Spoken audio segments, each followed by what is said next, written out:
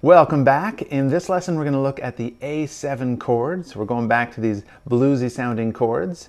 So let's take a close-up look of our A7.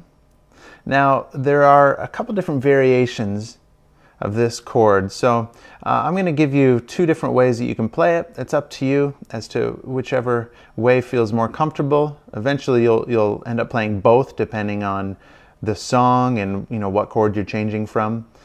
But we've been playing our A like this. So in order to play an A7, all we have to do is we have to make sure that the G string is open. And then we're either going to use our second finger on the second fret of the B string, like that. Or we can use these two fingers to play the A7.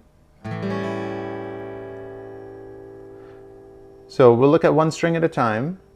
The lowest E string is muted. Then the A string is open.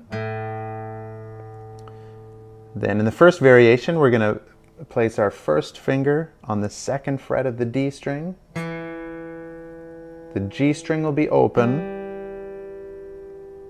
And then our second finger on the second fret of the B string, and then the E string will be open.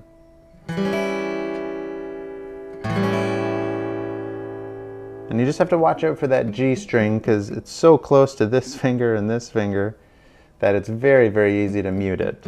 So just remember just to use your fingertips, keep your fingers round.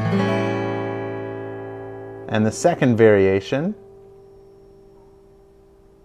same shape obviously, but just different fingers. So instead of using our first finger, now we're going to use our second finger on the second fret of the D string, our third finger on the second fret of the B string. And then the rest of the strings are open, and then the lowest E string is muted.